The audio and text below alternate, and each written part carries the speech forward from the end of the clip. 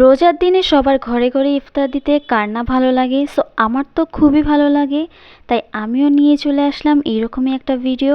So hello everyone, আসসালামু আলাইকুম। কেমন আছো তোমরা সবাই? আলহামদুলিল্লাহ আমি অনেক ভালো আছি।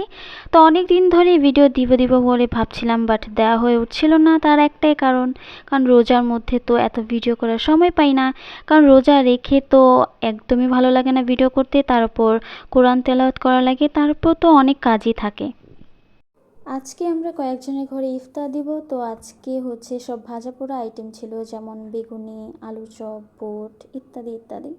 সো এখানে আমি বেসন নিয়ে নিয়েছিলাম বেসন গোলার জন্য, কারণ ভাবি বলছিল যে একটু বেসন গুলে দাও। তো ভাবিকে হেল্প করার জন্য আমিও রান্নাঘরে চলে আসলাম। সো এখানে তোমরা দেখতে পাচ্ছ যে আমি বেসন নিয়েছি অ্যান্ড সাথে একটা বোতলে পানি নিয়েছিলাম। সো এখানে ফাইনালি আমার বেসন গোলাটা দেখো কত স্মুথলি হয়েছে, তাই না? রোজার মধ্যে মানুষের ঘরে ইফতারি দিতে আমার তো খুব ভালো লাগে। আমার মতো কে কে আছো তোমরা যাদের অনেক অনেক অনেক ভালো লাগে ইফতারি দিতে?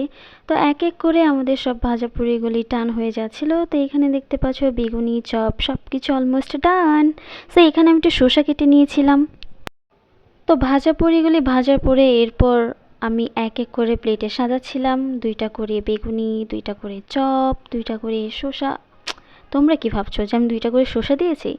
না ভাই, দুইটা করে না, আর কি বললাম আর কি যে দুইটা করে। বাট আমি শসা যতটা দেওয়ার দরকার ছিল ততটাই দিয়েছিলাম অ্যান্ড খেজুর দিয়েছিলাম। ঘরের মধ্যে আমার শুধু একটাই কাজ, আর সেটা হচ্ছে যে ইফতারি তৈরি করো। ইফতারি তৈরি করা মানে এই না যে আমি রান্নাঘরে যেয়ে ভাজা পোড়া করি। না ভাই, বাড়ির ছোট মেয়েদের এই কাজ না। বাড়ির ছোট মেয়েদের কাজ হচ্ছে তোমরা শুধু বসে বসে ইফতারি তৈরি করবে। আর সবচেয়ে মোস্ট ডিমান্ডিং যে একটা কাজ, সেটা হচ্ছে শরবত তৈরি করা। হ্যাঁ, শরবত তৈরি করা। আমার ঘরের এটাই হচ্ছে আমার বেস্ট পার্ট, শরবত তৈরি করা। সো ফাইনালি আমার সব থালাগুলি সাজানো হয়ে গিয়েছে, তোমরা দেখতেই পাচ্ছ কত সুন্দর করে আমি সাজিয়েছি।